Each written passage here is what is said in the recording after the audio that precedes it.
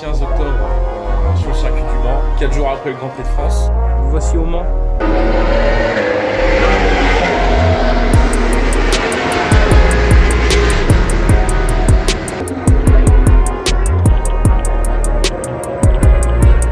Mama, quelle beauté, get.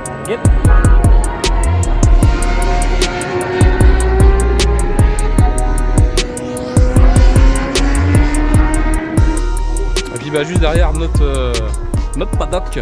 Côté équipement, la caisse à out niveau entretien. Et puis là on a les bolides. Quelle beauté du Seigneur.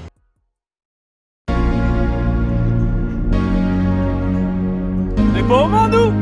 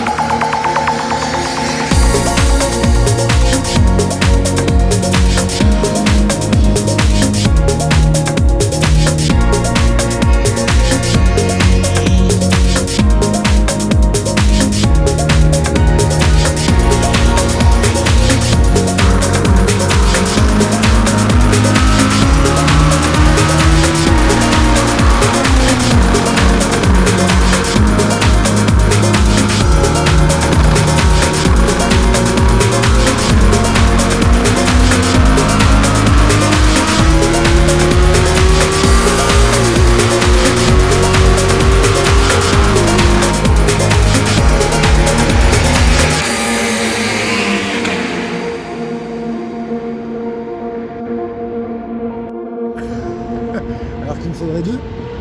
Ouais, un 9-2. Ouais. 3 barres. Et devant, j'étais à l'inverse. Là, à chaud, j'étais encore à 1,6. Ah oui, t'étais à l'inverse de ce qu'il faut, quoi. Là, je me suis remis à 2 à l'avant, c'est bien. 2-1. J'ai mis 2-1 pour. Ils sont encore un peu chauds, ils sont pas vraiment froids, donc ouais. Je verrai là. Mais je comprends mieux pourquoi je la sentais pas. Putain, ça glissait dans tous les sens, quoi. Bah, tu m'étonnes. Bon, ça va être un peu mieux là. C'était la première, c'est l'échauffement. Ouais, mais tu vois, j'aime pas ça. En plus, d'habitude, je l'ai fait. Surtout, je connais pas ces pneus-là. J'aime pas quand je connais pas les pneus. Ouais. Ça change tout, hein. Voilà la bait.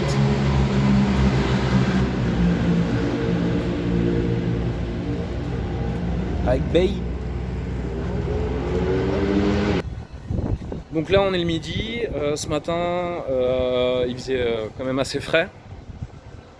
Donc ça a bien roulé, j'ai bien repris mes marques, sauf que j'ai eu des petits soucis de buée en tout genre. En fait au début j'avais ma première visière non teinte qui avait pas de pinlock, donc étant donné qu'il fait vachement froid et que dans le casque ça buffe. De la buée à mort. Deuxième session, j'avais mes lunettes, du coup j'ai changé de visière avec un pinlock. C'était plus la visière qui avait un problème, c'était les lunettes qui avaient de la buée. Donc j'ai jeté mes lunettes, je suis rentré dans les stands, j'ai jeté mes lunettes à un gars pour qu'il les garde et je suis venu les chercher après. Et là, la troisième session, comme un guignol, j'avais oublié d'ouvrir ma ventilation du bas. Du coup, dès le début, j'avais de la buée à mort dans le casque et elle s'est jamais évacuée. Donc j'avais en fait une espèce de barre de buée en plein milieu du casque. Donc j'étais soit obligé de regarder au-dessus, soit obligé de regarder en dessous. Donc vraiment pas pratique et assez dangereux, on va dire. Espérant que cet après-midi ce soit beaucoup mieux. Je vais bien nettoyer ma visière et puis voilà. Bon, j'ai tourné ce matin en 2,08, donc je sais que la dernière fois que je suis venu ici je tournais en 2,03, donc il y a encore une très bonne marge de progression pour cet après-midi. Il fait beau, les conditions vont être là, ça se découvre de plus en plus, le soleil chauffe la piste, donc je pense que cet après-midi ça va rouler un petit peu mieux.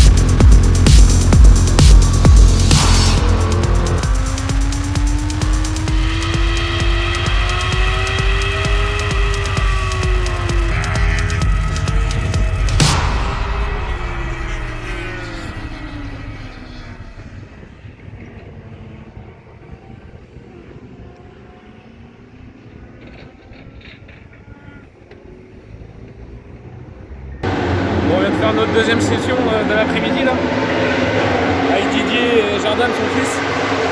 Putain, mais quel kiff! Quel kiff de rouler là. Là, sur cette session, j'ai atteint le moment ultra kiff, tu vois. J'ai roulé en 12,07, donc ça commence à revenir. Ça fait plaisir, des bonnes sensations. Voilà, les bonnes trages et tout, donc là c'est top, c'est génial. Pour un kiff de fou quoi.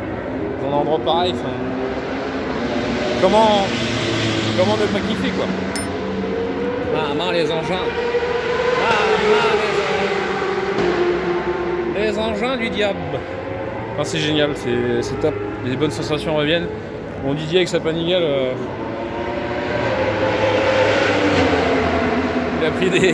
il a bien repris ses marques sur piste. J'ai essayé de le suivre. No possible. Donc, mais bon, on kiffe quand même, donc c'est génial. Top, je suis super content.